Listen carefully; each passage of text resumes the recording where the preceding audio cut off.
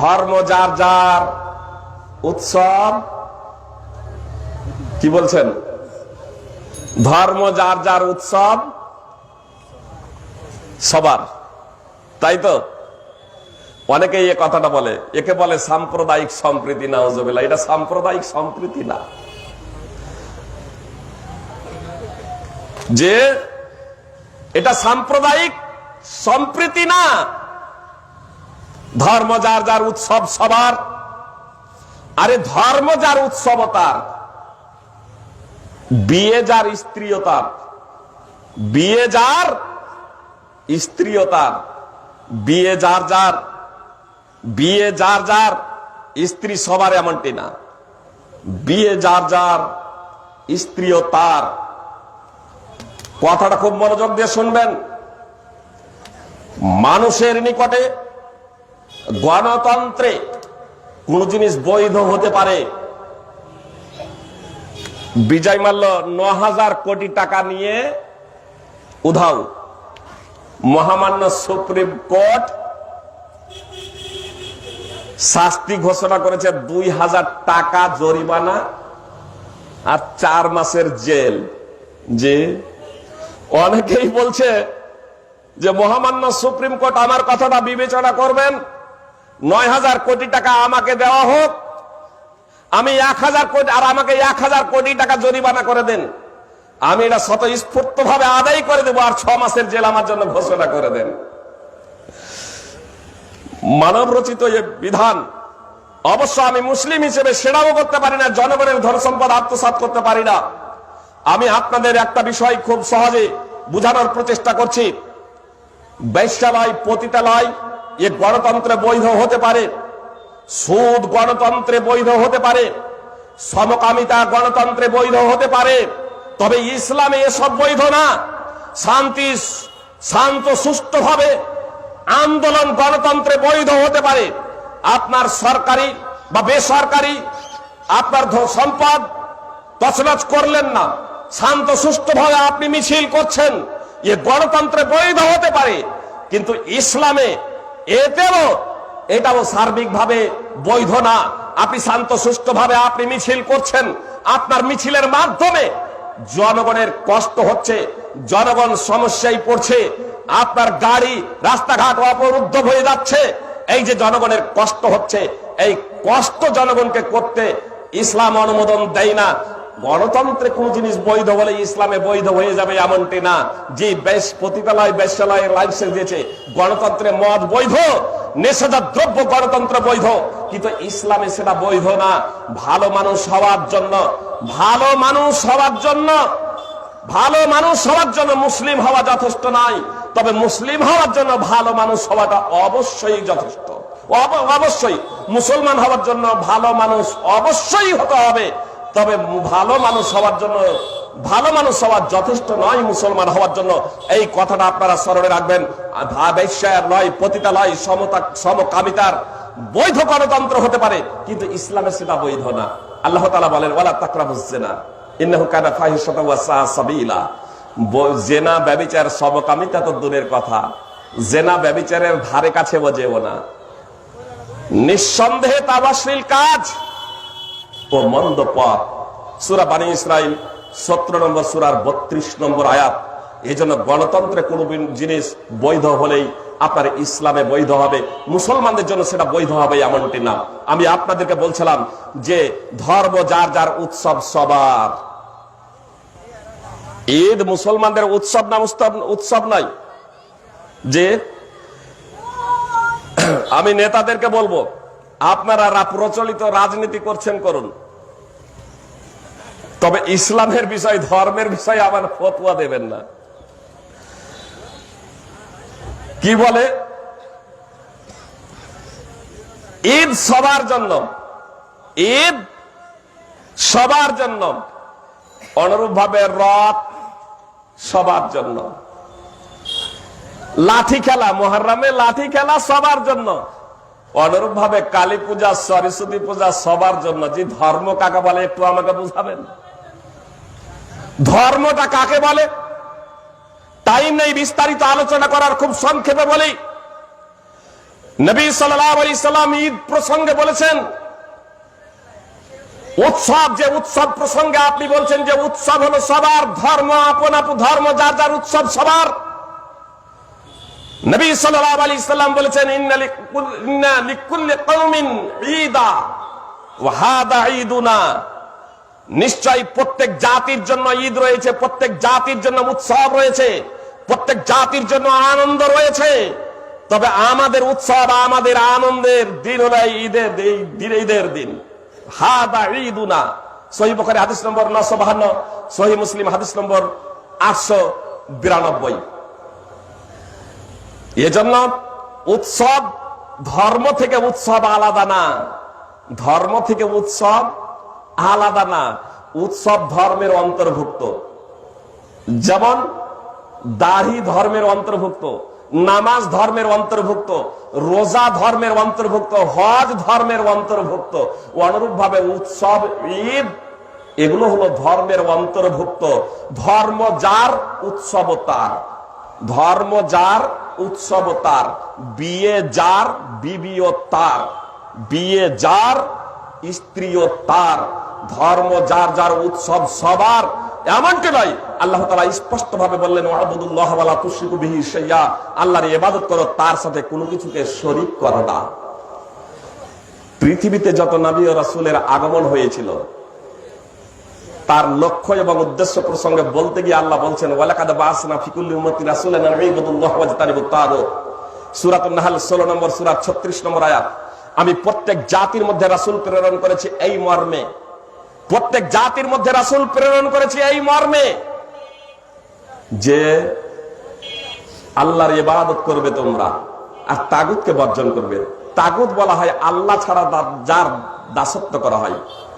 আর তাগুত হুয়া কুল্লু মা উবিদা মিন দুনিল্লাহ, আল্লাহ ছাড়া যার দাসত্ব করা হয় সেই হলো তাগুত। আল্লাহ ছাড়া যার ইবাদত করা হয় সেই হলো তাগুত। আল্লাহ তাআলা বলছেন, ইয়া আইয়ুহান নাস দুরিবা লাহু মাসালুন ফাসতামিউ লাহ। হে মানবজাতি, তোমাদের জন্য একটা উপমা পেশ করা হচ্ছে, তোমরা মনোযোগ দিয়ে শুনো। ইন্নাল্লাযীনা তাদউনা মিন দুনিল্লাহ, আল্লাহকে ছেড়ে দিয়ে তোমরা যাদের ডাকো, আল্লাহকে ছেড়ে দিয়ে তোমরা যাদের কাছে প্রার্থনা করো, আল্লাহকে ছেড়ে দিয়ে যাদের তোমরা পূজা পাঠ করো, ইন্নাল্লাযীনা তাদউনা মিন দুনিল্লাহ লা ইয়াখলুকু যুবাবা, তারা একটা মাছিও সৃষ্টি করতে পারবে না। ওয়ালা বিস্তামাউ লাহ, তারা যদি সকলে একত্রিত হয় তারপরেও তারা একটা মাছি সৃষ্টি করতে পারবে না। ওয়া ইন ইয়াসলুবুহুমুয যুবাবু শাইয়্যান লা ইয়াস্তানকিযুহু মিন, একটা মাছি সৃষ্টি করা তো দূরের কথা, তোমরা যাদের কাছে প্রার্থনা করো, জি, মূর্তি হোক অথবা মাজার, মূর্তি হোক অথবা মাজার, তাতে যে প্রসাদ দেওয়া হয়, প্রসাদ, সেই প্রসাদ গুলো মাছিতে যদি নিয়ে পালাই তাহলে তারা ছিনিয়েও নিতে পারে না, তাদের কাছ থেকে কেড়ে নিতে পারে না। আল্লাহ বলছেন, যারফা তালিব ওয়াল মাতলুব, প্রার্থনাকারী এবং যার কাছে প্রার্থনা করা হয় কতই না দুর্বল। মা কাদারুল্লাহ হাক্কা কাদরিহি, তারা আল্লাহ তাআলার যথাযথ মর্যাদা করে না, আল্লাহ তাআলার মর্যাদা সম্পর্কে তারা যথাযথভাবে অবগত নয়। আর এজন্যই তারা এই দুর্বল জিনিসের প্রার্থনা করে। আল্লাহ বলছেন, ইন্নাল্লাহা লাকাদিরুন আজিজ, নিশ্চয় আল্লাহ তাআলা মহা শক্তিশালী ও মহা পরাক্রমশালী। সূরা হজ 22 নম্বর সূরার 73 ও 74 নম্বর আয়াত। আল্লাহ তাআলারই একমাত্র দাসত্ব কেন? একমাত্র আল্লাহ তাআলারই দাসত্ব কেন? আল্লাহ ছাড়া কারো ইবাদত কেন করা যাবে না? আল্লাহ বলছেন, যালিকা বিআন্নাল্লাহা হুয়াল হক ওয়া আন্না মা ইয়াদউনা মিন দুনিহি হুয়াল বাতিল। এটা এজন্যই যে একমাত্র আল্লাহই হলেন সত্য, আর আল্লাহ ছাড়া যার উপাসনা করা হয় তা সবই হলো বাতিল। আল্লাহ ছাড়া যাদের উপাসনা করা হয় তারা সব বাতিল। আল্লাহ ছাড়া যাদের উপাসনা করা হয় তারা বাতিল। সূরা হজ 22 নম্বর সূরার 62 নম্বর আয়াত। এজন্য এক আল্লাহ তাআলারই ইবাদত এবং দাসত্ব করতে হবে। মুসলমান, কথাটা খুব ভালোভাবে শুনুন। আমি আপনাদের বলেছি, মুসলমান হওয়ার জন্য ভালো মানুষ হওয়া জরুরি। তবে ভালো মানুষ হওয়া যথেষ্ট নয় মুসলমান হওয়ার জন্য। এই বিষয়টাকে আপনাকে সামনে রেখে নবী সাল্লাল্লাহু আলাইহি সাল্লামের একটা কথা আপনি স্মরণে রাখুন। নবী সাল্লাল্লাহু আলাইহি সাল্লাম বলেছেন, আল মুমিনু বিররুন কারীম, মুমিন হলো চিন্তাশীল, গম্ভীর, ভদ্র। মুমিন হলো চিন্তাশীল। কোন ঘটনা শুনলেন, কোনো কিছু শুনলেন আর তৎক্ষণাৎ একবারে হইচই মাতিয়ে দিবেন, কিছু করে ফেলবেন, ঘটে ফেলবেন, এমনটি না। আপনাকে চিন্তা ভাবনা করতে হবে। গম্ভীর, দৃঢ়ভাবে, ভাবে ভদ্র, সভ্য। ওয়াল ফাজিরু খিব্বুন লাইম, ওয়াল ফাজিরু খিব্বুন লাইম।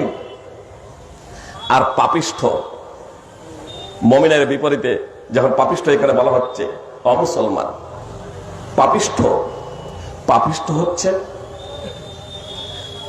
পাপাচারী,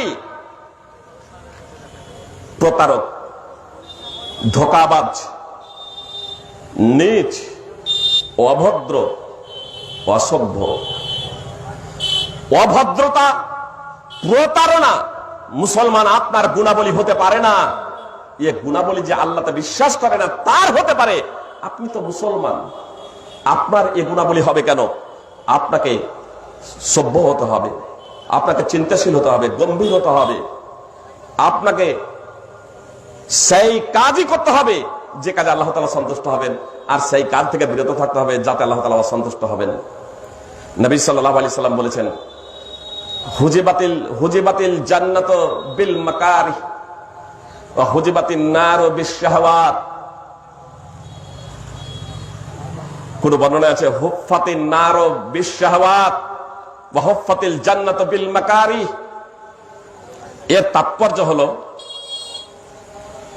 কামনা বাসনা দ্বারা জাহান্নাম পরিবেষ্টিত, আর জান্নাত বেষ্টিত হলো দুঃখ, কষ্ট, মুসিবত দ্বারা। সহিহ বুখারী হাদিস নম্বর 6487, সহিহ মুসলিম। এর তাৎপর্য কি? কামনা বাসনা, ইচ্ছা আকাঙ্ক্ষা দ্বারা পরিবেষ্টিত হলো জাহান্নাম, আর দুঃখ, কষ্ট, মুসিবত দ্বারা পরিবেষ্টিত হলো জান্নাত। যে ব্যক্তি জীবনে দুঃখ কষ্ট ভোগ করেছে, আল্লাহর দাসত্ব করতে গিয়ে, মুহাম্মদ সাল্লাল্লাহু আলাইহি সাল্লামের আনুগত্য করতে গিয়ে, জি 5 ওয়াক্তের নামাজ পড়া অবশ্যই কষ্টদায়ক। কি বলছেন? মুয়াজ্জিন ডাক দিচ্ছে ফজরের সময়, হিয়া আলাস সালাহ, মুয়াজ্জিন ডাক দিচ্ছে ফজরের সময়, আস-সালাতু খায়রুম মিনান নাওম, আর ওই টাইমে প্রচন্ড ঘুম আসছে। কষ্ট, দুঃখ কে বিসর্জন দেওয়া ছাড়া একজন ব্যক্তি ওই সময়ে জানতে পারে না। আপনি যদি দুঃখ, কষ্ট, মুসিবতকে গ্রহণ করে নিয়ে একমাত্র আল্লাহ তাআলার সন্তুষ্টির জন্য, যে দুঃখকে দুঃখ মনে করেননি, কষ্টকে কষ্ট মনে করেননি, একমাত্র আল্লাহ তাআলার দাসত্বের জন্য দুঃখ, কষ্ট, মুসিবতের বেড়াকে টপকে গিয়েছেন, তাহলে জান্নাতে যাবেন।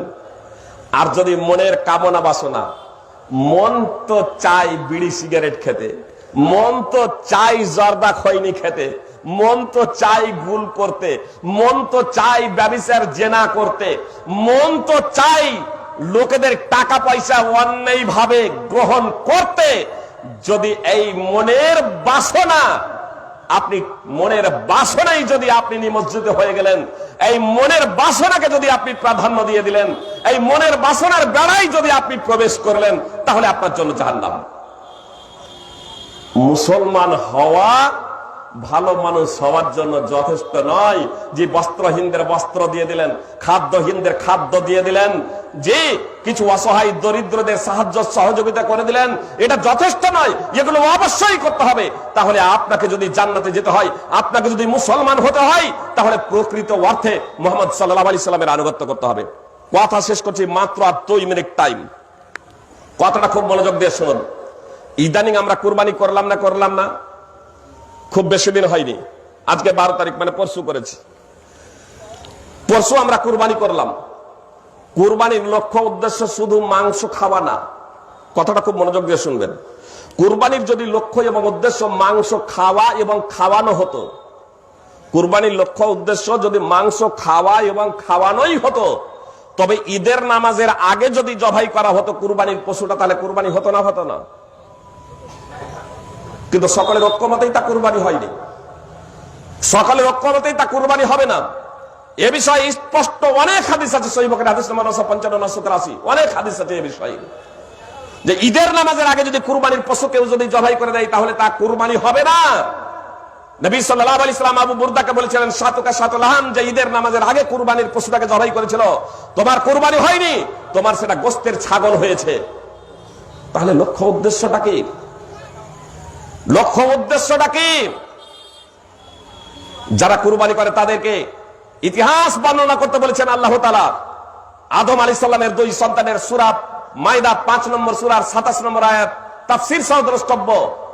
আমার আপনার কুরবানি কবুল হচ্ছে কি হচ্ছে না এটা আজকে তো আমরা বুঝতে পারছি না। যে এককালীন সবাই বুঝতে পারতো কার কুরবানি কবুল হচ্ছে আর হচ্ছে না। খোলা আকাশের নিচে কুরবানি পেশ করা হতো, যার কুরবানি কবুল হতো আল্লাহর পক্ষ থেকে আসমান থেকে আগুন আসতো আর কুরবানিকে খেয়ে ভস্ম করে দিত। আজকে সেটা বোঝা যায় না, আজকে সেটা বোঝা যায় না। তবে আমি আপনি আপন আপন কুরবানি প্রসঙ্গে অবগত হব, টের পেয়ে যাবো যে আমার কুরবানি কবুল হচ্ছে কি হচ্ছে না।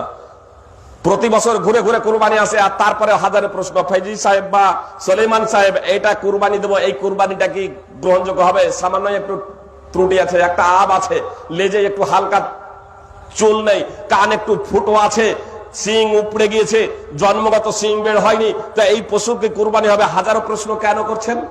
এজন্যই যে কুরবানিতে, কুরবানির পশুতে কতগুলো দোষ আছে, যে দোষগুলো যদি থাকে তাহলে সেই দোষযুক্ত পশুর কুরবানি বৈধ নয়। আজকে সেগুলো বলছি না, কুরবানি অতীত। সুনানে আবি দাউদ হাদিস নম্বর 2802 আপনারা দেখবেন। এগুলো আমরা এজন্যই জিজ্ঞাসা করি যাতে কুরবানিটা কবুল হয়। কুরবানি কার কবুল হবে এ প্রসঙ্গে সূরা মাইদার 27 নম্বর আয়াতে যার কুরবানি কবুল হয়েছিল সে কি বলেছিল? ইন্নামা ইয়াতাকাব্বালুল্লাহু মিনাল মুত্তাকিন, নিশ্চয় আল্লাহ মুত্তাকির কুরবানি কবুল করেন। মুত্তাকির ইবাদত, কুরবানি ইবাদতের একটা অন্তর্ভুক্ত। নিশ্চয় আল্লাহ মুত্তাকির ইবাদত কুরবানি কবুল করেন। যারা বেনামাজি, যারা 5 ওয়াক্তের নামাজ পড়েন না, যারা বলেন ধর্ম যার যার উৎসব সবার, যারা বলেন যে কোনো পন্থায় অর্থ উপার্জন হলেই হলো, তারা নিজেরাই বলেন যে তারা কি পরহেজগার? প্রথমত আপনাদের বলি, কেউ যদি এ কথা বিশ্বাস করে ধর্ম যার যার উৎসব সবার, তাহলে সে মুসলমানই না, সঙ্গে সঙ্গে ধর্মচ্যুত হয়ে যাবে, মুসলমান থাকতে পারে না। পরহেজগার বেনামাজি কি পরহেজগার? বেনামাজি আপনারা আত্মসমীক্ষা করুন। পরহেজগার সংযমশীল আল্লাহওয়ালা আল্লাহ ভীরুর কুরবানি কবুল হয়, তার ইবাদত কবুল হয়। আপনি কি পরহেজগার? আপনি নিজেকেই জিজ্ঞাসা করুন। কুরবানি করছেন আল্লাহর সন্তুষ্টির জন্য, আরে ওই কুরবানির পশুরার মতো নিজে হয়ে যান, নিখুঁত এবং নির্ভেজাল, নিখুঁত এবং নির্ভেজাল হয়ে যান। আসুন আমরা প্রকৃত মুসলমান হই। আর প্রকৃত মুসলমান হতে হলে ভালো মানুষ অবশ্যই হতে হবে, ভালো মানুষ অবশ্যই হতে হবে। তবে ভালো মানুষ হওয়াটা মুসলমান হওয়ার জন্য যথেষ্ট নয়।